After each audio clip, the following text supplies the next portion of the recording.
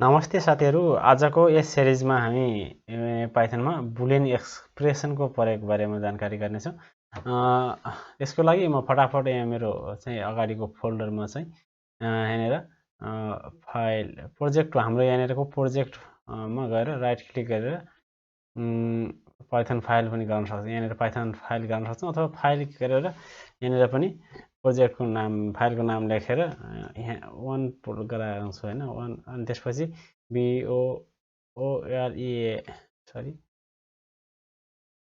Boolean expression यसरी एउटा file बनाए हैन। सरी टेक्स्ट फाइल भएछ। बुलियन एक्सप्रेसन डट पी गराए हैन। यसरी यो चाहिँ भएन है। यसरी यसमा चाहिँ डट पाई गर्नुपर्छ है। सरी कता delete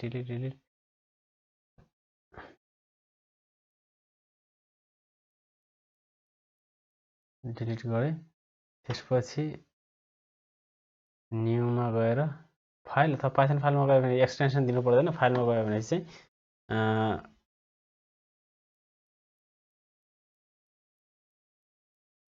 Boolean expression dot P यसरी पाइथन फाइल बनाउन सकिन्छ। यसरी भएन है साथै, यसरी नहुँदो रहेछ।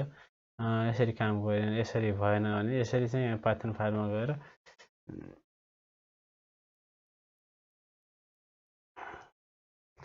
बुलियन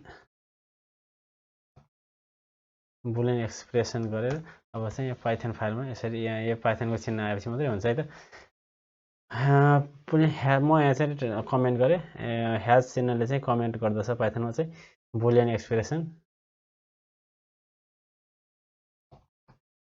एक्सप्रेसन भनेको हामीले यहाँनिर म एउटा देखाउँछु तपाईहरुलाई प्रिन्ट गरेर। प्रिन्ट 2 लेस देन 1 भन्दा 2 लेस देन छ भनेर चाहिँ यसरी गरे भने यो चाहिँ मैले यहाँनिर रन कमान्डलाई रन गरेँ, चाहिँ फल्स देखायो यहाँनिर तल। यसको मतलब बुलियन एक्सप्रेसन भनेको चाहिँ ट्रू अर फल्स जनाउने काम गर्दछ। अनि त्यसपछि कन्ट्रोल स्ल्याशले चाहिँ कमेन्ट गर्ने काम गर्दछ लाइनलाई चाहिँ, जुन लाइन हो त्यसलाई। अब अर्को लेख्दैछु म चाहिँ के छ भने यहाँनिर अपरेटरहरू त्यसपछि यसरी हामी अर्को कमेन्ट भित्र लेखौँ नि त। अलि धेरै लाइनमा मल्टिलाइन, यो सिंगल लाइन कमेन्ट भयो हैन। मल्टिलाइन कमेन्टमा गरौँ। सरी यसरी गराएर यहाँनिर लेख्न सकिन्छ। म यहाँ भित्र गर्दैछु। अब यो चाहिँ यो अपरेटर ग्रेटर देन यो अपरेटर भयो हैन। यसमा पनि त्यसपछि अर्को छ यो लेस देन भयो। त्यसपछि equal to double equal to हुन्छ हैन। यसलाई चाहिँ इक्वल टु भन्छ, डबल भन्दा पनि इचको बराबर भन्नु पर्यो भने चाहिँ यसलाई चाहिँ डबल इक्वल टु लाउनु पर्छ। त्यसपछि greater than or equal to पनि हुन्छ। Greater than or equal to यसरी गरेर less than or equal to भयो। त्यसपछि less than or equal to जस्तै अब यहाँ यसको इक्जाम्पलहरु हेरौँ है त। फर्स्टली कमेन्ट भन्दा तल जान्छु म प्रिन्ट गरेर देखाउँछु। मानौँ अब भ्यालु अब फर्स्टमा ग्रेटर देनको चाहिँ यहाँनिर एक्सप्रेसन हेरौँ है त। भ्यालु लेख्छु म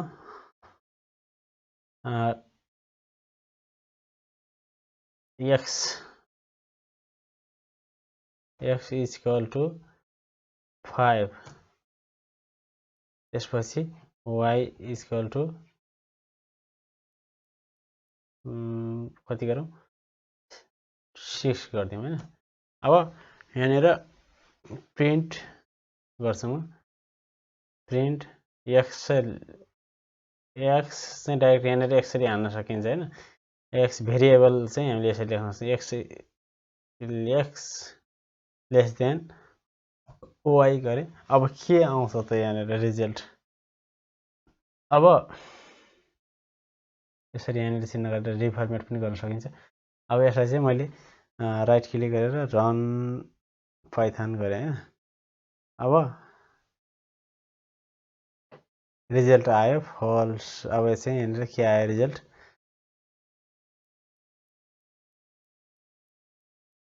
ट्रु आयो हैन। पाइथन कन्सोलमा यहाँनिर ट्रु आयो। अब एक्स, अब यसलाई चाहिँ भ्यालु चाहिँ चेन्ज गरिदिन्छु, y को भ्यालु 1 राखिदिन्छु। अब चाहिँ आउनु पर्ने के हो, फल्स हैन। यहाँनिर रन सरी कन्सोल यहाँनिर रन बुलियन यसमा पनि रन गर्दा नि हुन्छ है, यसबाट हुन्छ रन, फल्स आयो यसरी। अब ल यसलाई चाहिँ म यतिभरिमा कमेन्ट गरेर माथि हालिदिन्छु है, माथि लागेर पेस्ट गरिदिन्छु। अब अर्को प्रिन्ट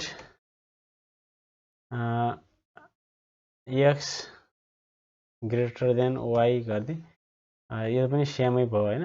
अब यसलाई हेरौँ, ट्रु आयो हैन। अब यसको चाहिँ 7 9 गरिदिएँ मैले, फल्स भयो। अब x को भ्यालु y को भ्यालु भन्दा ठुलो छ भने चाहिँ छैन हैन। यहाँनिर त x को भ्यालु y को भन्दा त सानो छ, त्यही भएर चाहिँ यहाँनिर फल्स देखाउँछ यसरी। अनि अर्को छ, यसैमै गरौँ हैन त। अब बराबर छ त भन्नाले इक्वल टु डबल गर्नु पर्यो। इक्वल टु बराबर छ त, छैन भने फल्स आउँछ, रन यसरी फल्स आयो। अनि अब यहाँ चाहिँ बराबरै गरिदिउँ न त कस्तो हुन्छ, 5 5। यो गर्दाखेरि हेरौँ है त, यो ट्रु भयो। यो चाहिँ भ्यालु कम्पेयर गर्दाखेरि यिन दुईटाको भ्यालु ट्रु छ। त्यसपछि अब के छ हाम्रो, अर्को पनि छ है यहाँनिर, नट इक्वल टु भन्ने पनि छ। यहाँनिर नट एक्सक्लामेसन मार्क र इक्वल टु हान्ने भने चाहिँ नट इक्वल टु भन्छ है यसलाई। Equal to, not equal to, यसलाई चाहिँ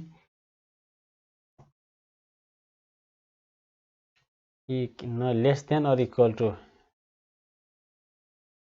less than or equal to, greater then,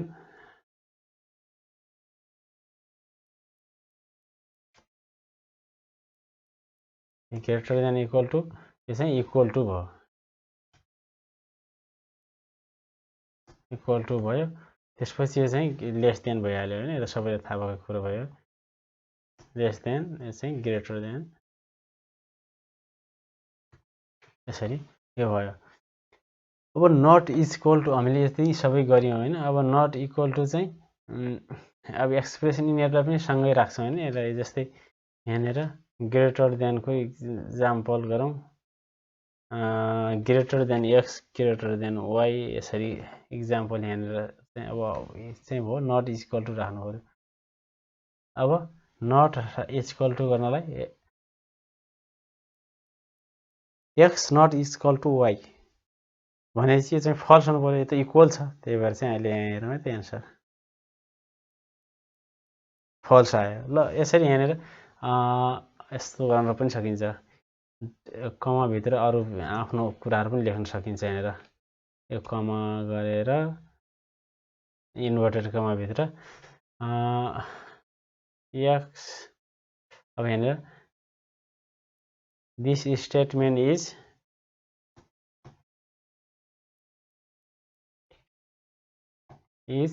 this statement is,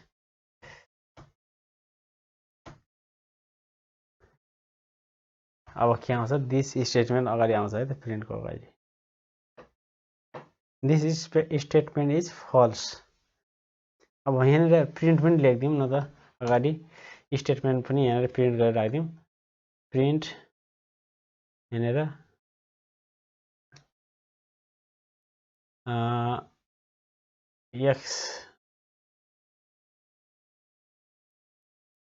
x not equal to y, यसरी राखेँ हैन। Print not equal to y भनेर राखेँ। यसरी x not equal to y यस्तो आयो हैन this statement is false false भयो अब ट्रु गर्नलाई चाहिँ यो चाहिँ अब फल्सै गरिदिउँ अब 6 गरे रन गर्दै सरी यहाँ 6 रन यसरी दिस स्टेटमेन्ट इज ट्रु यो 5 र 6 चाहिँ इक्वल छैन हैन यो ट्रु भयो यस्तो आयो भने रिफर्मेट गर्न सकिन्छ यहाँनिर यो फर्मेट अटोमेटिक फर्मेट चाहिँ गर्दछ यसले स्टेटमेन्ट रङ छ स्टेटमेन्ट यसरी गर्न सकिन्छ अब तपाईले पनि प्र्याक्टिस गर्नुस् हैन आजको लागि बुलियन एक्सप्रेसन भनेको एउटा यिनीहरूलाई चाहिँ कम्पेयर गर्नको लागि हो इक्वल टु ग्रेटर देन त्यसपछि नट इक्वल टु त्यसपछि यिनीहरू चाहिँ ट्रु अर फल्सको भ्यालु छुट्याउनको लागि प्रयोग गरिन्छ यो कुराहरु चाहिँ तपाईले ख्याल गर्नु होला आजको भिडियोलाई चाहिँ यति नै थ्यांक यू अर्को भिडियोमा फेरि अर्को विषयमा छलफल गर्नेछौँ है त